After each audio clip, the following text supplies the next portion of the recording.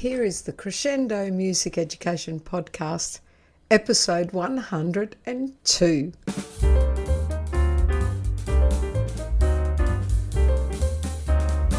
This podcast is being recorded on the lands of the Turrbal people. I acknowledge them as the traditional owners of the land and pay my respects to elders past, present and emerging. They were the first music makers on this land.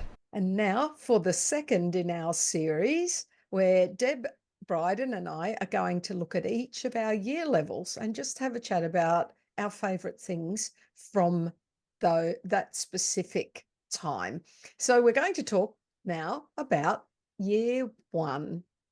So do you want to start, Deb? Oh, you go ahead, Debbie, because I'll follow through. I think it'll follow through nicely. Oh, okay. All right. Go ahead. I shall start. All right. I love them. I love year ones. They still love you unconditionally, like the preps do. I get a personal thrill out of teaching their first rhythmic and melodic concepts. I tell them when they learn tar and TT, I get so excited. And in fact, when they come in for that lesson, when I'm going to present or make conscious, those of you in the Kodai world know that well, I tell them, come in, today's lesson is so exciting. And I usually race into the staff room and tell the staff, guess what? The grade ones, I get really excited. And, you know, that's contagious and it's not pretend. I like the fact that they can read and write and derive and truly understand. I think that goes back to when I couldn't, even though I basically did. I could play piano and stuff, but I didn't really understand it the way we lead year ones to understand. It still blows my mind. So I love that. And the other thing to just point out about this level is this is where we start to differ a little, because I have 2 lessons a week with my my younger classes, and Deb, you only have 1. So that does make a bit of a difference. I don't tend to go a lot faster further up. I just feel like I just place a few more blocks in the foundations. So that's sort of my overview of year 1. What does yours look like, Deb? Yeah, look, I'm going to be a bit more negative than you. I agree with you. Everything you've said, I agree with. However, I find year one, they can be a little bit more tricky than prep. Some of the behaviors start to show themselves that didn't show through in prep. They're more used to being at school. They're not the deer in the headlights anymore. And they've got a little bit more confidence. And with that can come a little bit more independent thinking that is maybe not the type of independent thinking we're after. So, their school day is just so much more structured than when they were in prep. They're sitting at desks. And so their need to wriggle and to do things that are not just sitting is greater because they just don't get as many opportunities as you do in prep. So I think that's something for us to really focus on in year one, is making sure that we provide some opportunities for that and in the way that we structure our lessons. But yeah, I do find the behaviour in year one probably one of the trickier year levels, which is quite funny. I think by grade 2 they've worked it out again, and by even partway through grade 1. But yeah, I certainly think there's a few tricky bits in grade 1. Yes, I would agree with that one too. And I think that that's where your, I'll use the term high flyers. That's where the Yeah, high flyers fly the highest. yeah, I agree. yeah. Yeah, interesting thought. But yes, year 1 is often that slightly tricky grade. All right. Now, before we get into repertoire, just for the people who are listening, Deb and I made the decision that we weren't going to be writing out and making available all of the songs and rhymes that we talk about. A couple of reasons. Sometimes they're copyright and we shouldn't be doing it. Another reason is that I believe that they're from resources that we should own as Mhm. music educators. And the people who have published these resources deserve that income, I guess, from that. So I just think we should have a professional library. That's part of our job. And I also think that most things now you can find in some form on the internet, if not in your own collection, if not in a friend's collection. So we're deliberately not giving you all of the repertoire in the transcript or the show notes, or in my case, the read the episode, which is the combination of transcript and just nice layout for you. So have I covered the main reasons there, Deb? Yeah, I think so. Yeah. So although we are telling you about repertoire and we're going to sing little bits of some of the repertoire, I'm sorry, guys. It's up to you to get out there and find it yourself. Or if you've been through the levels courses, like Deb and I have with our Kodo levels, you've probably got it in your own retrieval system and your song file. Yeah.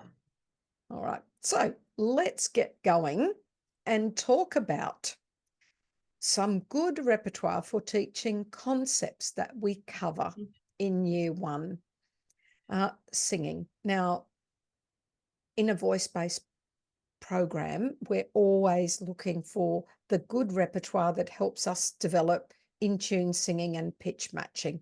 So I just popped into there the good old kangaroo, because that little opportunity of singing, guess who's caught you just for fun at the end, is gold. They don't mind singing by themselves because it's part of the game.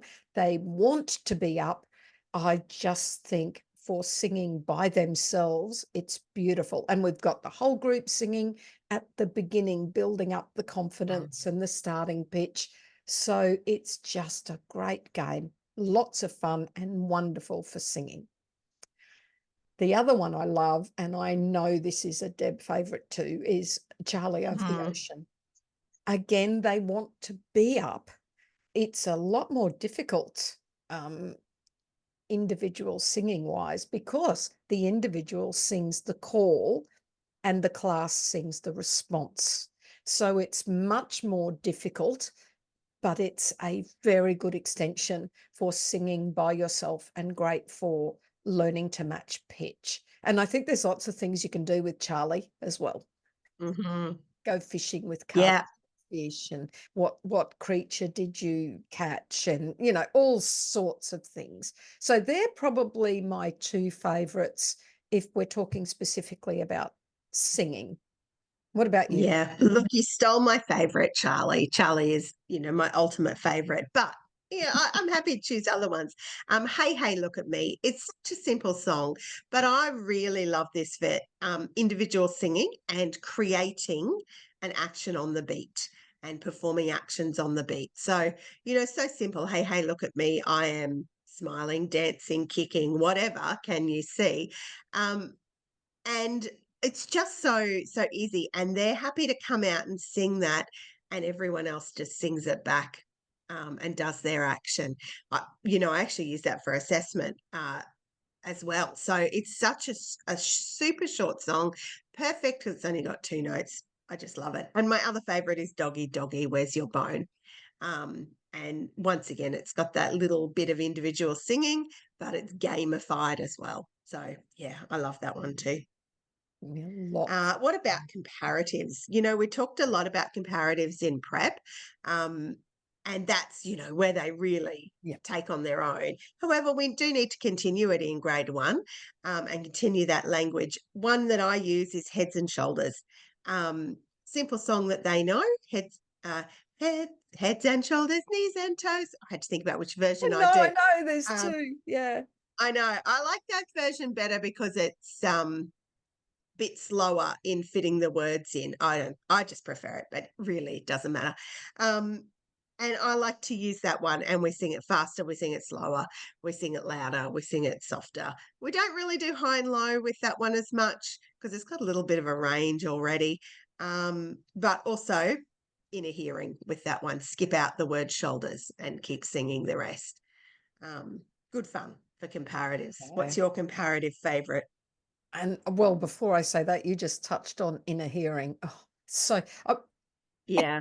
pardon me. This is the sort of podcast that we could just keep talking for years. But inner Yeah. hearing's such an important skill. It's so important that we do it at this year level. I actually started with prep, but not really early prep. So roly poly, the rhyme, is my favorite for comparatives, but I do it in prep as well, but I make sure I continue doing it in prep, because the rhyme itself, with up, up, and you get higher, down, down, down. So it's got higher, lower, louder and softer. And then if you wish, you can do the faster at the end if you want to add that bit. So it's just got all the comparatives covered. So I like that one. You want a quick revision, up you hop and do roly poly. It also gets them moving a little bit, gets their wiggles out, because like you've said, we so need to keep these little people moving, don't we? Yeah. Now So do. we both get to So and Me before the end of year one in our system and our situation. I have in the past not got to So and Me if I'm on a half an hour a week. I've sometimes elected to just do it early in year two. My default is I'd rather do it later and be more certain. But I think 2 lessons a week, definitely, and I have them 2 lessons a week in prep, they are ready for So and Me. They can hear high and low at a minor third quite well. So probably my 2 favourites is good old BB, as in BB. Now, without the la, please. BB, Bumblebee, can you sing your name to me? I have had that song ruined by kids coming from Indie, and they've learnt it with a la. So therefore I cannot use it as a so me. I guess I could use the first half as so me. But it's just a very useful little song for So and Me, for tuning it up. Oh, you could even use it in your present section. You could certainly use it in your practice. But I find it a really useful song in so many ways. Baby Bumblebee, can you spell this word for me? And they have to tell you the letters. Or can you do this sum for me? You can actually turn it into anything by changing that last phrase. So I love it, and it's so good for that So Me tuning up. And the game Ducks and Geese, which it's, if you've never played this one, just warning, it's like wild. I've really got to be in the mood to play Ducks and Geese. They will play it all day. I love it because it's longer. Starts like this. Go home, all my ducks and geese. No, we won't. Why not? Course not. It's really quite long. And I'm the farmer calling to them. Then they have to waddle across the room, and I have someone chosen as a wolf hiding somewhere, and they come and tap one of the ducks on the head. Then we have 2 wolves. So I play it cumulatively. They squeal with delight. They're supposed to waddle, so therefore no one should escape because they can't run. But it is a bit wild, but I just love it for singing So and Me, the whole thing. And there's a line in there that goes, by the little river. So good. I mean, there's not many songs you have that have so me. So I just love Ducks and Geese. So they're my 2 favourites, So Me. Look, mine is Hey Hey. I know I mentioned it before, but super for So Me as well. And of course, Seesaw, which I didn't put in because we put that down for Tar and Titi. You have it down for Tar and Titi. Look, Seesaw, it's a boring song, but happy. I love singing it. And look, it's just there. Just use it. It's great. Yes. And as you just pointed out, Deb, I skipped Tar and Titi. I was going to do Tar and Titi first before so and me. Uh, well, we will circle back because we in our sequence we do teach Tar and Titi before so and me because it is Yeah. easier to teach. They're readier, and also at the beginning of year one, we need to make sure they know beat and rhythm really well. Yeah. It's so important. Pointing to beat icons, keeping the beat in your feet, keeping the beat on an instrument. Really important to have a strong sense of beat. If you can't feel the beat, how on earth Mm. can you tell how many sounds are on the beat? Yeah. So it's so But I love Engine for that, for walking the beat. It's a really good tempo for walking the beat. But then you can also change to walking the rhythm with that one as well. And, a bit of fun with the faster feet. So Engine is a great rhyme to use for Tarantiti or for beat and rhythm because it's taking out that pitch element and it's just, you can isolate those rhythms there. I also really like Starlight Starbright for Tarantiti, not for your first lesson about Tarantiti, but for just down the track a little bit because it's got four phrases that are all different. And so it's really, I really like that because we get in a little bit of the trap of the tar, tar, titi, tar, titi, titi, titi, tar. And so I like Starlight because it's got four phrases and they're all different. And then my third one, I had to put in three for Tara and Titi, is I had a little pig, which is a lovely little rhyme. And not the rhyme itself for Tara and Titi, but just after the rhyme, you just say, and this is how I hammered my tail. And then you clap a rhythm and they clap it back. And I like that for practicing Tara and Titi because you can scaffold that to start with just echo clapping, but then smart echo clapping after a while where you clap the rhythm and they clap the rhythm and say it back as well using their rhythm names. So yeah, I had to pop that one in there with Tar and Titi too. It is gold. I had a little pig, and I have a little pig that I bring Funny. for that too. And he's cute. Many of you would have him. He's an IKEA pig. Um, Hmm. so sometimes I bring him out and say, "Oh, I've got one of those." Yeah, you probably have. Your parents probably bought it at IKEA. So yeah, they're gold, and it's one of the reasons too that Engine is so good for the earlier practice because it's got four Mm. phrases with the same rhythm on each Yes. line, which is nice and useful in the Yeah. early days. And the only one I sort of added to that really is good old seesaw. Now, Yeah. those of you who aren't trained in Kodai philosophy may be mistakenly under the impression that being a Kodai teacher is all about singing seesaw Mm. and singing two-note songs. That is not what it's about. Um, so I think that seesaw and songs like that get a bad rap, Yeah. but they're just really useful tools. And again, you've got that ta-ta, ti-ti-ta. I will never do that Yes. behavior echo. That's the ta-ta, ti-ti-ta. It just drives me nuts.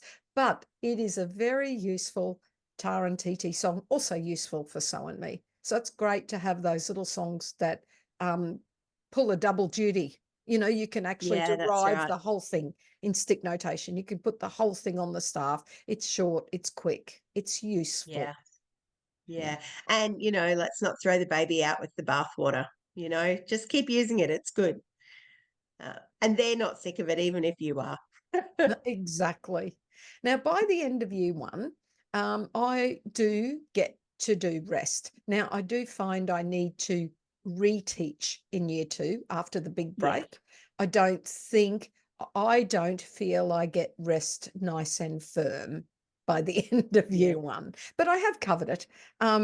And if you are interested, if you go into read the episode, I will put in a picture of just a snip of the year one, my term program, my year program in terms of year one. So if you wanted to have a look at when I aim to do things, however, like I've said, and I will keep saying, if I feel they're not ready, I will delay it. You are much better off Mm. delaying it and doing it well.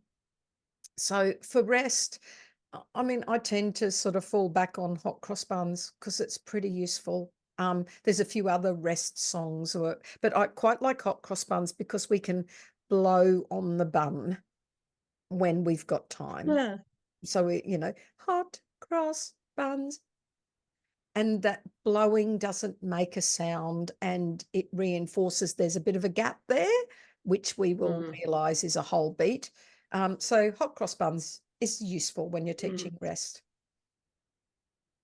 I love Ikabaka because it's a fun game of elimination. So they stand in a circle, and I'm the pointer, and I point to each child on a beat. And if I point to them on a beat that has no sound, then they sit down in the circle. So I get 2 kids out for each round of the song, which means we can get through the whole class and get to a winner pretty quickly. It's and I use that just before we've learnt rest, as we're preparing to learn it. And so I don't say the word rest, I say when there's a beat that's got no sound. So it's just that moment before we've learnt rest. Um, and look, they love it. It's so much fun, such a useful song. And the rest is just Tars and TTs. So it's pretty useful. I Mm. love it. I love bringing, I am moving it down the school for that reason, but year 3 was where I always taught that because there's Uh-huh. a fabulous second part written by Mark O'Leary. Oh, And yes. as the children get out, they start singing the second part. It's magic. So it's worth bringing back later on when they Yeah. can sing in 2 parts.